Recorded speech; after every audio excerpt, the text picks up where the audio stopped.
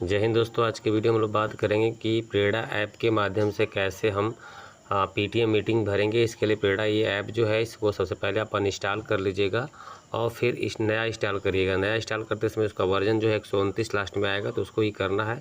आप इसको खोल लीजिएगा और जितनी चीज़ें अलाउड मांगेगा वो सारी चीज़ें को अलाउड कर देगा। सबसे पहले ये एक्सेप्ट करने के लिए कहेगा टर्म कंडीशन को, तो उसको आप कर दीजिएगा। और उसके बाद जो है इसको प्रधानाध्यापक की मोबाइल से ही खोलिएगा। आपके विद्यालय के जो प्रभारी या प्रधानाध्यापक होंगे उनके रजिस्टर्ड मोबाइल नंबर से आप खोलेंगे तभी ये दिखेगा, नहीं तो नहीं दिखेगा। तो ये है पेरेंट टीचर मीटिंग का ऑप्शन।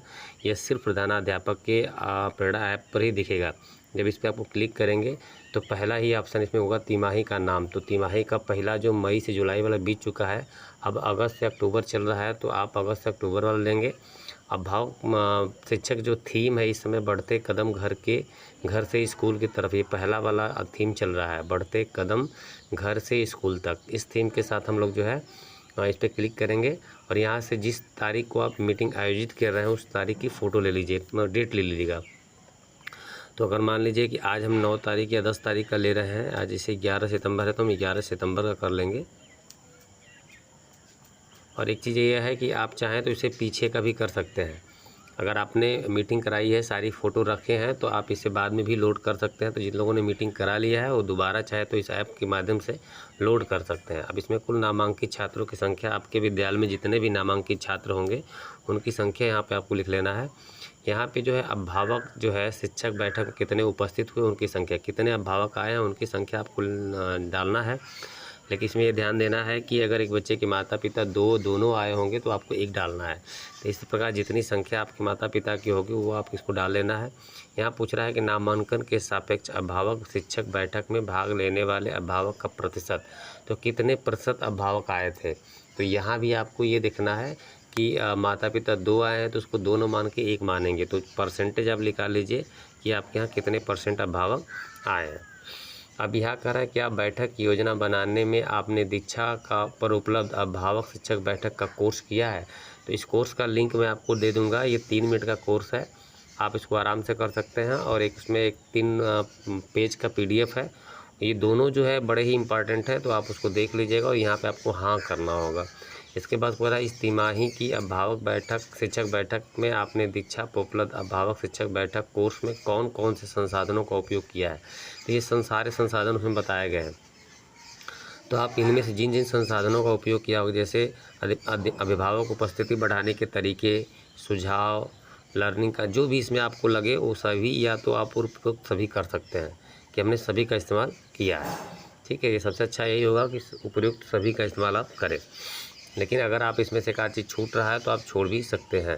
ठीक है, तो ये रहेगा। फिर इसके बाद अभिभावकों को अभिभावक शिक्षक बैठक की जानकारी कैसे दी गई। तो यहाँ भी बहुत सारे सिस्टम है, इसमें भी आप चाहें तो पूरा कर सकते हैं। इसके बाद क्या अभिभावकों को उनके बच्चों के शैक्षणिक विकास गत माह में किए गए आकलन के आधार पर अद्यतन प्रगति अवगत कराया गया। तो जो अभी आप आकलन कर रहे थे निपुण असेसमेंट, उसके आधार पे बच्चों के अभिभावक को बताया है कि नहीं, तो इसको अभी हाँ करना है। क्या अभिभावक शिक्षक बैठक में लर्निंग कारण या गृह आधारित शिक्षा पर चर्चा हुई, तो ये भी आपको हाँ करना और फिर चर्चा कर लीजिएगा। अभिभावक शिक्षक बैठक आयोजित करने में किन मुख्य चुनौती का सामना करा पड़ा, तो ये जो है आप इनमें से जो छांट लीजिएगा कि आपको दिक्कत क्या हो रही है। तो अगर आपकी सारी दिक्कत सही है तो सारी कर सकते हैं, या फिर इसमें से जो आपको दिक्कत होगी वो छांट लीजिएगा। सारी करने की यहाँ ज़रूरत नहीं है। ठीक है, जो आपको इसमें से दिक्कत होगी वो आपको करना है। जैसे ये अभिभावक उपस्थित नहीं हुए हैं या अभिभावक अक्रिय, ये वाला मान के दूसरा वाला जो है अभिभावकों की असक्रिय भागीदारी, ये आप दे सकते हैं। विद्यालय स्टाफ में समान कार्य बंटन, ये कोई मतलब नहीं। दीक्षा प्रयोग में कठिनाई, अगर इसमें कोई दिक्कत है तो आप कर सकते हैं, तो ये ठीक रहेगा। इसके बाद क्या अभिभावक शिक्षक बैठक में नोडल अधिकारी द्वारा प्रतिभाग किया गया, तो जो नोडल होते हैं उनको भी आप निमंत्रण दे दीजिएगा।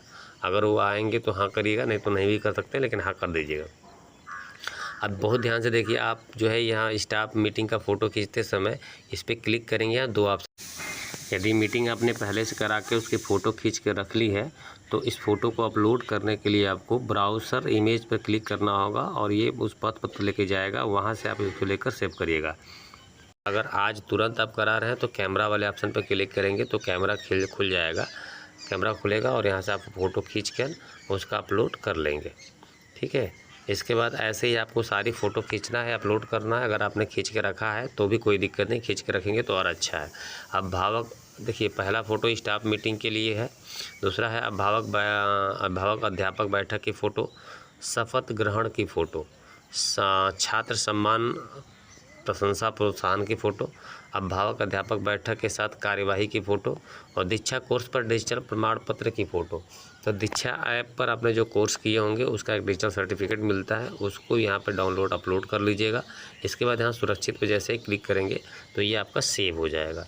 तो ये है, अगर आपकी कोई समस्या होती है तो जब इसको आप सेव कर लीजिएगा तो एक बार यहाँ आके सिंक वाले डाटा पर क्लिक करके देख लीजिएगा कि सिंक हुआ है कि नहीं। यहाँ सिंक होना ज़रूरी है, अगर सिंक नहीं होगा तो ये पेड़ा ऐप पे जाके चढ़ेगा नहीं। तो जब आप मीटिंग कंप्लीट कर लीजिएगा तो सिंक रजिस्टर डाटा पर क्लिक करके डेटा को सिंक भी कर लीजिएगा। ठीक है, यहाँ पे अगर सब जीरो दिखाएगा तो सही है, अगर जीरो नहीं दिखाता है तो आपका डाटा फंसा होगा। तो ये कर लीजिएगा, और कोई समस्या आपकी होगी तो नीचे कमेंट में बताइएगा। जय हिंद दोस्तों, धन्यवाद।